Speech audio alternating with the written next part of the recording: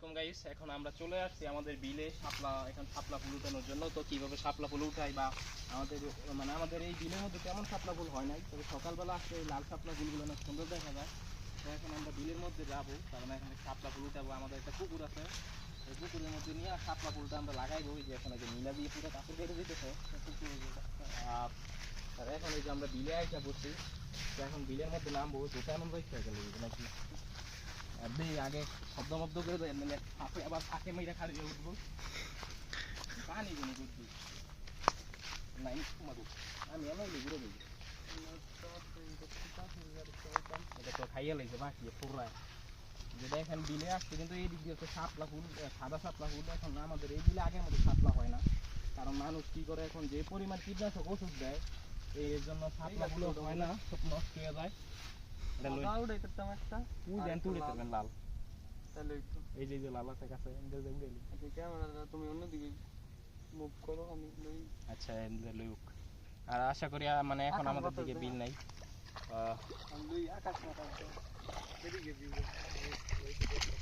পানি গরম না অনেক, এই বিলও কত মাছ মাছি আগে ছোটবেলা মনে হইলে আসলে বলার মতো না, কিন্তু আমার আগের মতোই পানিতে দৌড়াদৌড়ি করি না। আর এই জায়গায় একটা মেয়ে মারা গেছিল, এই যে হচ্ছে লাল শাপলা ফুল। আসছি ফুল নেওয়ার লেগে, কিন্তু বিলে এসে দেখি ফুল নাই। আর কি সুন্দর ফ্লেভার, গ্রান আছে ভালো। কেউ চাইলে নিতে পারেন। আর আপনাদের এলাকায় কোন জায়গায় ভালো শাপলা বিল আছে অবশ্যই বলবেন। কাছে যদি কাছে হয় তো আমরা যাওয়ার চিন্তা ভাবনা করবো। ওই যে শাপলা বিলের ওই যে সুন্দর করে গাছটা উঠাইছে, এটাতে নিয়ে পুকুরে লাগাইবে। তো ছোট থেকে যখন আইতাম তখন আমি অনেক শাপলা গাছ দেখতাম, বড় বড় শাপলা হইতো, কিন্তু এখন আর হয় না।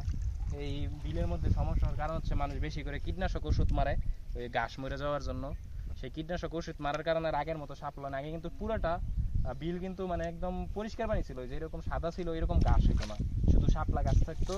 আর হচ্ছে জায়গায় জায়গায় কিছু যে কচকুড়ি গাছ সাদা সাদা, ওগুলো ফুল হয়ে থাকতো, আর মাছ থাকতো অনেক। আর এখন ধরতে গেলে সব বিলে মাছ নাই, কারণ মানুষ ধান ক্ষেত করার সময় এত পরিমাণ কীটনাশক ওষুধ মারে।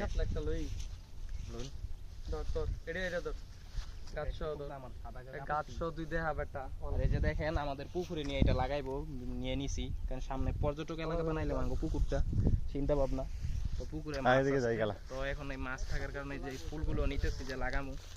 তবে রোদ উঠছে অনেক, আজকে অনেকদিন পরে, প্রায় মিনিমাম নয় 1 মাস পরে রোদ উঠছে অনেক। অনেক পানি 3 মিনিট হইলে কইন। আর এখন চলে যাইতেছি আমরা পুকুরে, যার একটা ব্লগ বানাবো যে আমাদের পুকুরে মাছ আছে, ওই মাছগুলো আপনাদেরকে দেখাইবো। তো পড়ালেখার পাশাপাশি ছোট একটা আমরা প্রজেক্ট করছি মাছের। তো বেশি টাকা পয়সা না থাকার কারণে প্রথম ছোট করে শুরু করছি। সামনে আমাদের চাকরি বাকরি করার ইচ্ছা নাই, তো ছোট্ট একটা প্রজেক্ট। সবাই ভালো থাকবেন, সুস্থ থাকবেন, আর ভিডিওটা বেশি বেশি করে শেয়ার করবেন।